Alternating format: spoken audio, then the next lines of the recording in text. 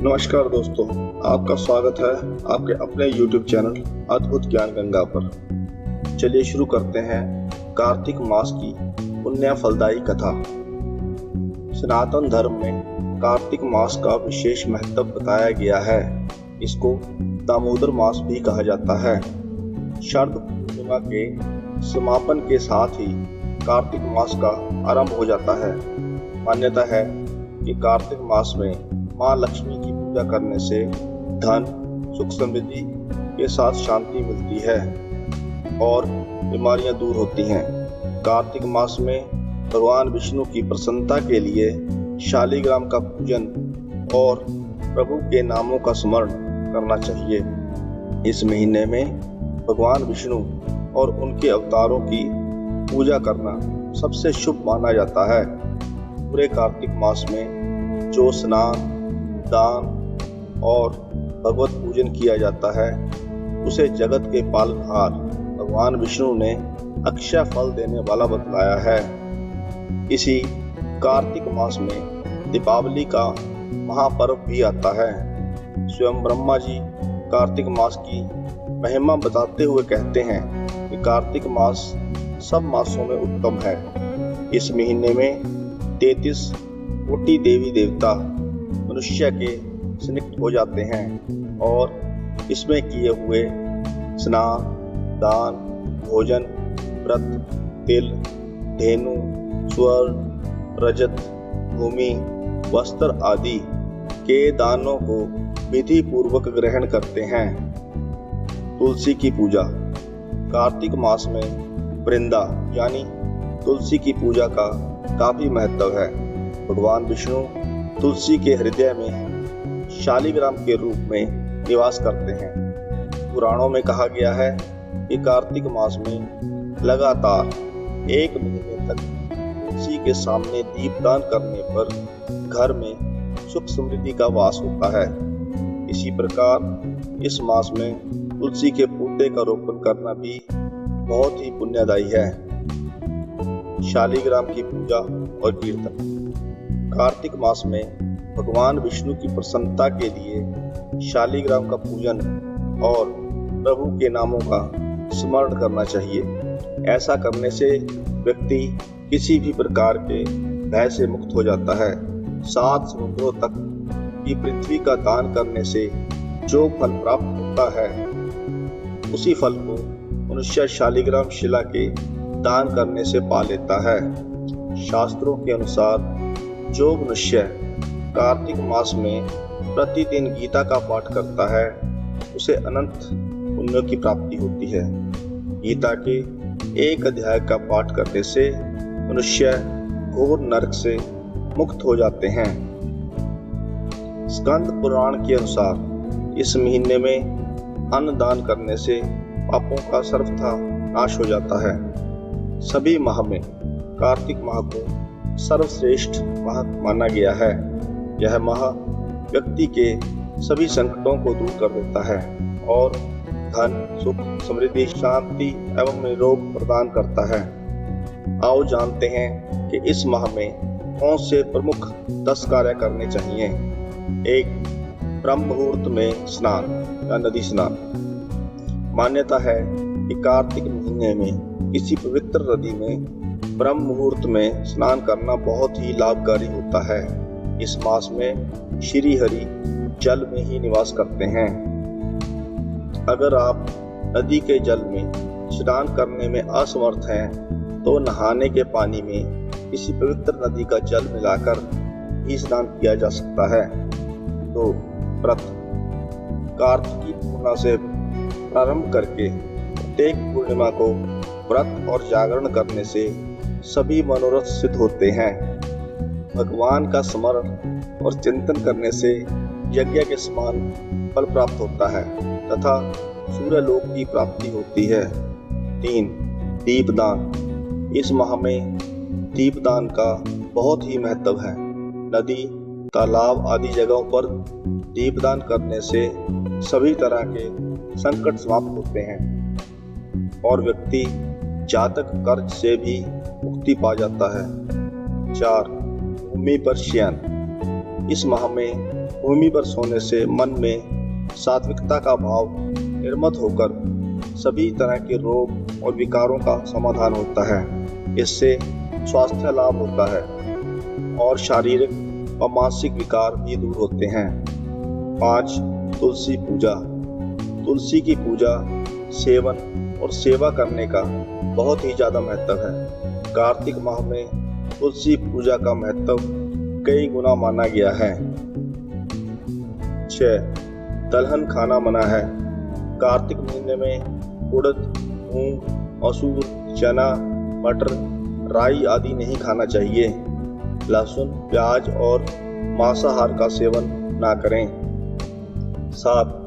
तेल लगाना मना है। इस माह में नरक चतुर्दशी को छोड़कर अन्य दिनों में तेल लगाना वर्जित माना गया है। 8. इंद्रिय संयम। कार्तिक मास में इंद्रिय संयम में खासकर ब्रह्मचर्य का पालन करना अति आवश्यक बताया गया है। इसका पालन नहीं करने पर शुभ फल की प्राप्ति होती है। इंद्रिय संयम में अन्य बातें जैसे कम बोलें, किसी की निंदा या विवाद ना करें, मन पर संयम रखें, खाने के प्रति आसक्ति ना रखें, ना अधिक सोएं और ना अधिक जागें आदि। 9. दान। इस माह में दान का भी बहुत ज़्यादा महत्व होता है। अपनी क्षमता अनुसार अन्न दान, वस्त्र दान और अन्य जो भी दान कर सकते हो वह करें। 10. पूजा। इस माह में तीर्थ पूजा, गंगा पूजा, विष्णु पूजा, लक्ष्मी पूजा और यज्ञ एवं हवन का बहुत ही महत्व है। इस दिन चंद्रोदय पर शिवा, संपूति, संति, प्रीति, अनुसूया और क्षमा इन 6 कृतिकाओं का अवश्य पूजन करना चाहिए। इस माह को बहुत ही पवित्र माना गया है। इस माह में ही भगवान विष्णु अपनी योग निद्रा से जाग जाते हैं और तब सभी तरह के मांगलिक कार्य प्रारंभ हो जाते हैं। पुराणों में अनेक जगह पर कार्तिक मास की महिमा का वर्णन मिलता है। इस माह में दीपदान, स्नान, विष्णु पूजा और तुलसी पूजा के साथ ही पौराणिक कथा सुनने से बहुत ही लाभ प्राप्त होता है। कार्तिक मास की कथा इस प्रकार है। कथा के अनुसार एक नगर में एक ब्राह्मण दंपत्ति रहते थे।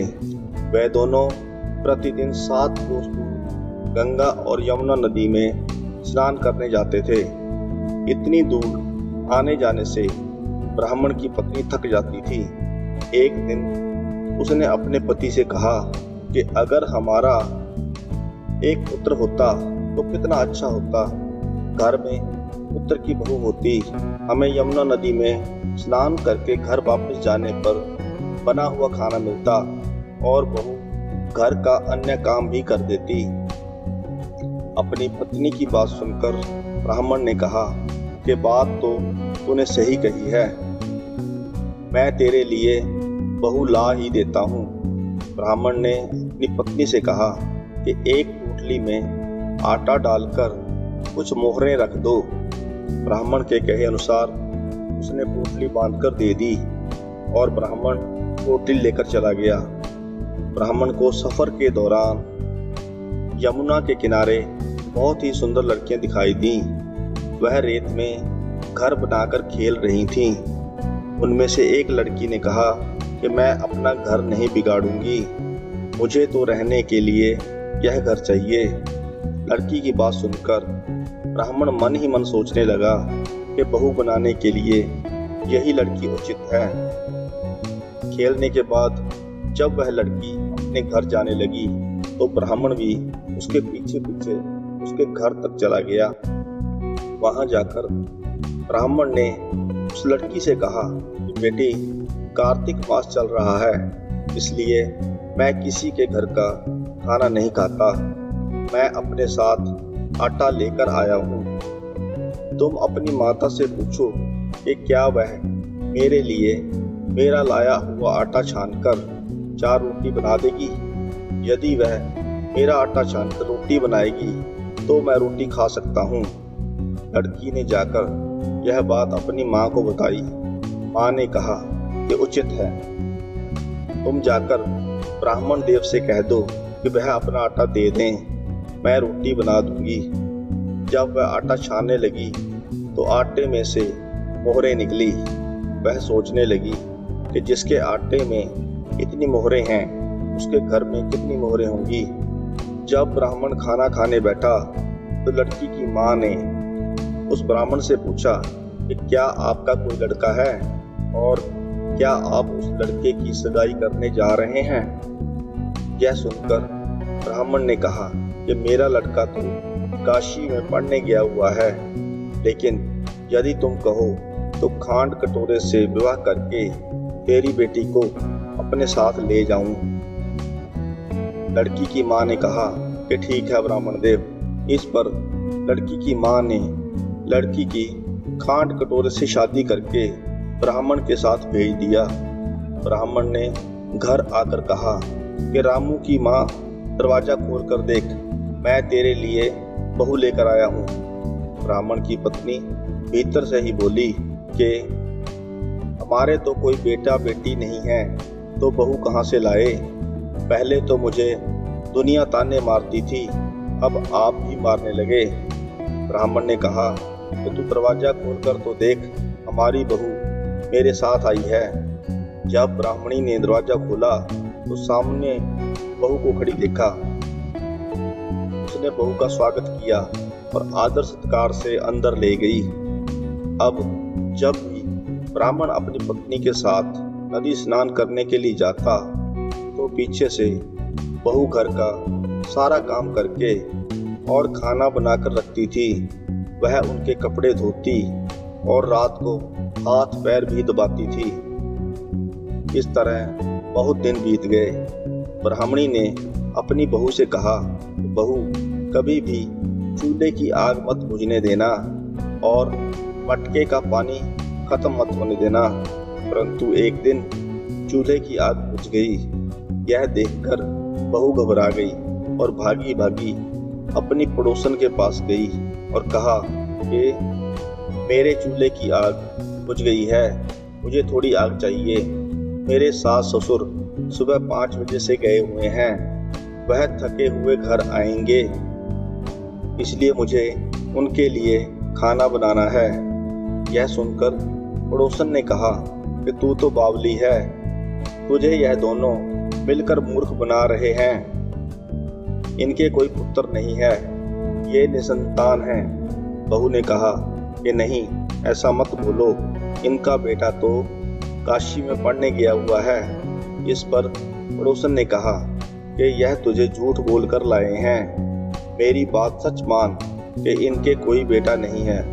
अब बहू पड़ोसन की बातों में आ गई और कहने लगी कि अब आप ही बताओ कि मैं क्या करूं।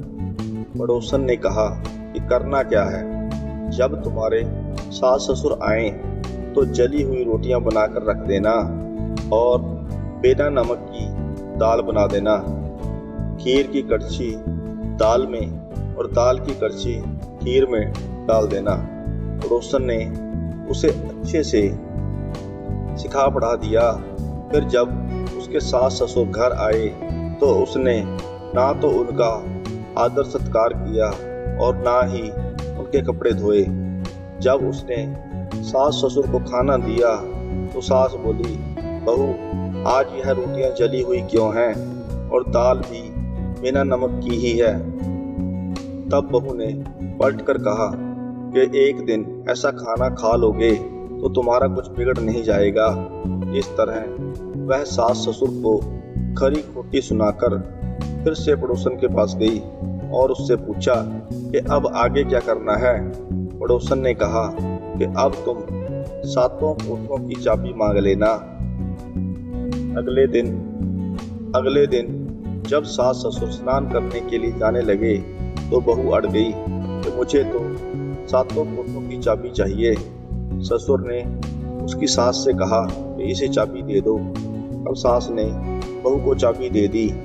सास ससुर के जाने के बाद जब बहू ने दरवाजे खोले तो देखा किसी में अन्न भरा है, किसी में धन भरा है और किसी कोठे में बर्तन पड़े हैं। जब उसने सबसे ऊपर का 7वां कोठा खोला तो देखा कि शिव जी, पार्वती माता, गणेश जी, लक्ष्मी माता जी, पीपल पटवारी, कार्तिक के ठाकुर, राई दामोदर, तुलसी जी का बिड़वा, गंगा जमुना और 33 कोटि देवी देवता विराजमान हैं।